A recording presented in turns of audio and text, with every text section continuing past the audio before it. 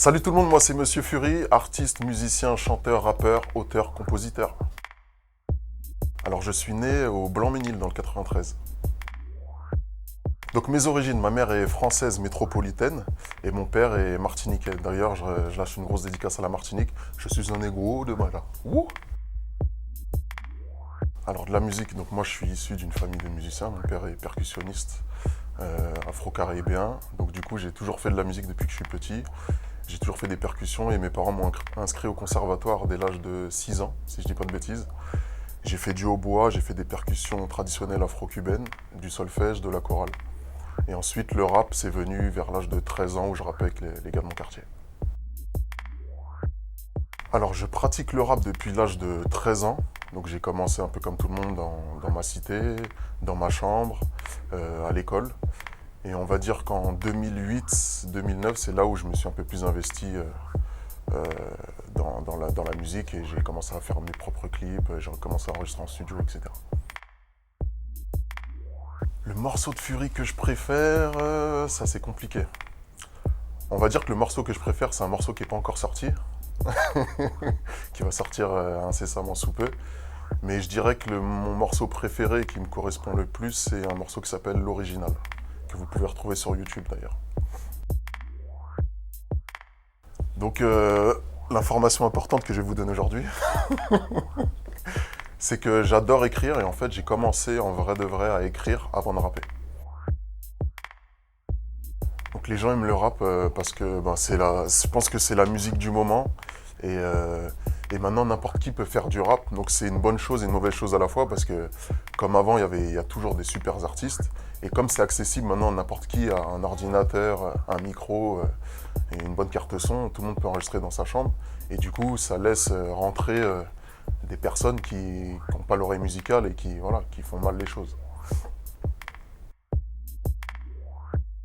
Alors j'écoute beaucoup de reggae, parce que mon père est un grand fan de reggae, donc j'ai grandi avec le reggae.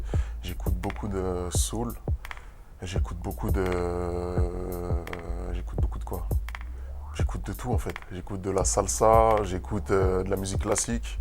J'ai beaucoup étudié la musique classique, notamment du Berlioz, Brahms, Beethoven, voilà, j'écoute plein de trucs. Un bon rap pour moi, je l'ai découvert il n'y a pas longtemps. Je pense qu'un bon rap, en fait, c'est la sincérité. C'est vraiment ce que tu ressens, ce qu'il y a au fond de ton cœur, dans tes tripes. C'est ça un bon rap. C'est pas faire semblant. Je suis pas pour le rap, c'était mieux avant. Je pense que c'était très bien avant. Et je pense que c'est encore mieux maintenant pour ceux qui font du bon rap. Donc j'écoute les deux en fait. Je suis un mec de. En plus, je suis par rapport à mon âge, je suis un ancien et en même temps, je suis un. Voilà. Donc, voilà. On va dire que j'ai la culture des anciens, mais je me laisse pas. Je fais pas le vieux con à écouter que les morceaux des années 90. J'écoute tout ce qui sort en fait. Le meilleur rappeur du monde, c'est moi, bien évidemment.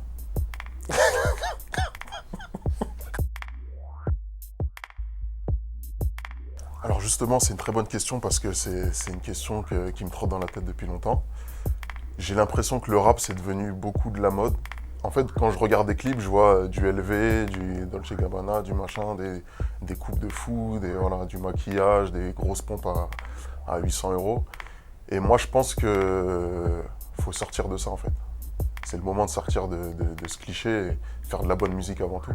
Après, voilà, moi, je ne suis pas un mec qui va mettre des grosses sapes et tout. Je vais pas mettre des 20 000 dans une veste.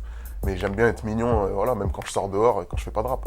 Donc je pense qu'il faut être quand même soigné devant la caméra, mais il faut pas que ça prenne le dessus sur la musique. Très bonne question. Euh, je pense qu'il faut quand même avoir confiance en soi. Et forcément, avec le temps, avec l'expérience, ben, moi je me souviens quand je commençais à rapper, j'étais timide, limite j'avais honte de rapper devant mes potes, et rapper même devant mes parents ou quoi au caisse. Et quand je faisais des scènes, je baissais toujours la tête. Et un jour, ma mère, elle m'a dit franchement, mon fils, c'est bien, tu progresses et tout, mais t'as toujours la tête baissée, on voit pas ton visage, on voit pas ton regard. Et je pense que ça va avec, en fait, quand tu montes sur scène, moi, c'est plus la scène quand tu montes sur scène, je pense qu'il faut limite un peu se transformer et jouer. J'aime pas le mot jouer un rôle, mais vivre le truc à fond, quoi. Et je pense qu'il faut avoir confiance en soi pour que les gens croient en toi, quoi.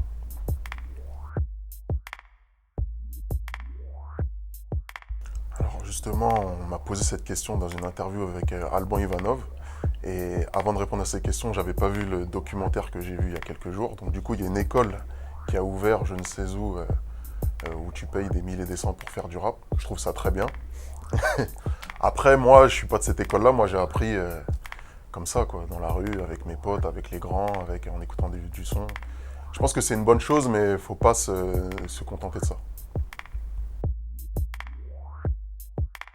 Ouais, j'ai fait le Téléthon bah, parce que forcément le Téléthon ça me touche parce que moi j'ai perdu des proches voilà, qui sont partis à cause de maladies de merde. Donc du coup, forcément ça me touche. Je pense que quand tu as un cœur et que tu peux aider des gens à récolter des fonds, bah, moi, en vrai j'ai toujours fait ça. Moi. J'ai jamais fait de rap pour les sous, j'ai toujours fait du rap pour aider les gens, pour t'aider toi, pour le projet que tu as au Cambodge, si je dis pas de bêtises. Donc ça me touche et c'est pour ça que je fonce en fait quand il y a des projets comme ça. Bah, par exemple, pas avec vous, si vous voulez monter un label, moi je suis chaud, y a pas de souci. Je vais juste dire un mot, pour moi, la valeur primordiale, c'est le respect. C'est ce qu'on m'a inculqué, c'est ce que mes parents m'ont inculqué depuis ma tendre enfance. Le message principal que je véhicule dans ma musique, ben, c'est une phrase que je dis souvent, que j'écris souvent, c'est que c'est bien plus que de la musique. Donc du coup, il y a des gens qui pensent que faire de la musique, voilà, c'est quelque chose de futile, etc., juste du divertissement. Mais je pense que la musique, c'est beaucoup plus profond que ça, et que, comme on en parlait, ben, tu pouvais aider des gens même à s'en sortir dans la vie, quelqu'un qui va t'écouter, qui va changer complètement de route, et tu vas lui donner de l'espoir. Je pense que c'est à ça que ça sert la musique. Alors, la Mala, M-A-L-A, plus connue sous le nom de la maladrerie. Donc c'est mon quartier en fait, là où j'ai grandi. C'est un quartier qui se situe au Fort d'Aubervilliers, métro Ligne 7. Et c'est un quartier qui sort de l'ordinaire par son architecture incroyable, biscornue dans tous les sens. Et c'est un quartier où j'ai tout appris. J'ai fait des choses bien, j'ai fait des bêtises, j'ai fait plein de trucs, j'ai rencontré des gens super. Et voilà, c'est un quartier que j'aurai toujours dans le cœur, même si je vais au fin fond du monde. Je savais que tu allais me poser cette question. J'y ai pensé longuement. J'aurais pu dire Bob Marley, Martin Luther King, j'aurais pu en dire plein. Mais là, je vais parler de l'actualité et je pense que c'est important de la citer. Je vais citer Miss Univers. Parce que je pense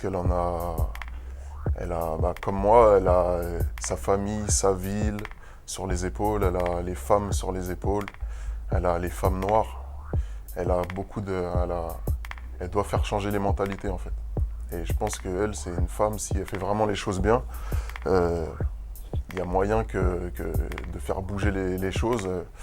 Euh, je me suis disputé avec ma mère il n'y a pas longtemps, parce qu'on parlait des femmes noires qui voulaient ressembler au type de femmes européennes, qui mettaient des faux cheveux, qui se blanchissaient la peau, qui mettaient des lentilles, etc.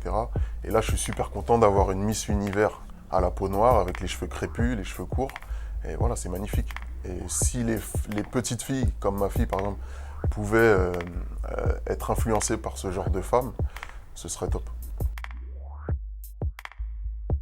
Alors j'ai deux projets en cours. J'ai un projet solo. Je ne peux pas trop vous en parler parce que c'est vraiment le commencement. Et j'ai un projet avec mon ami Doc Joe, qui est rappeur aussi, un projet en commun, et avec peut-être une troisième personne, mais ça encore, ça reste une surprise. Tout ça en même temps. Tout ça en même temps.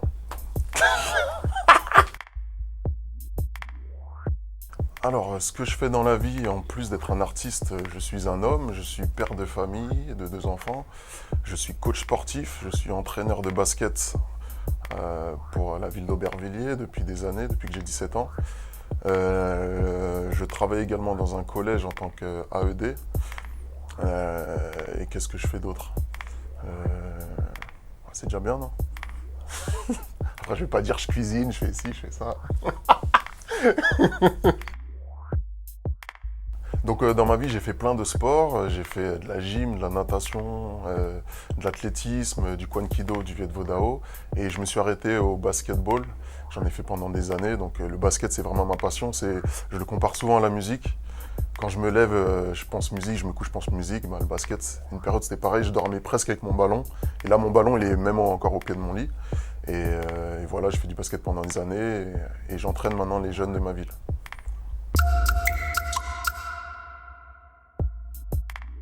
Nas. Fitness. Elle est pas mal celle-là. Boom Trap, Big Up Grionega.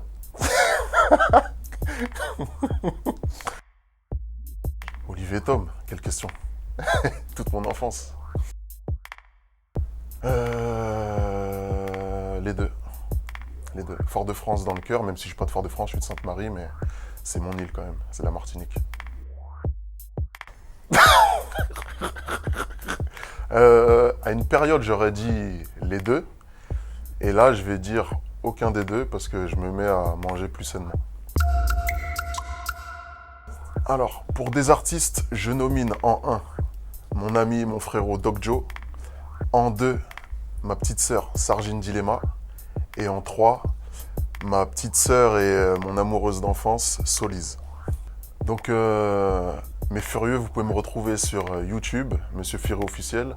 Vous pouvez me retrouver également sur Insta, Monsieur Fury. Et sur Facebook, Monsieur Fury également. Alors, mon interview des artistes est terminée.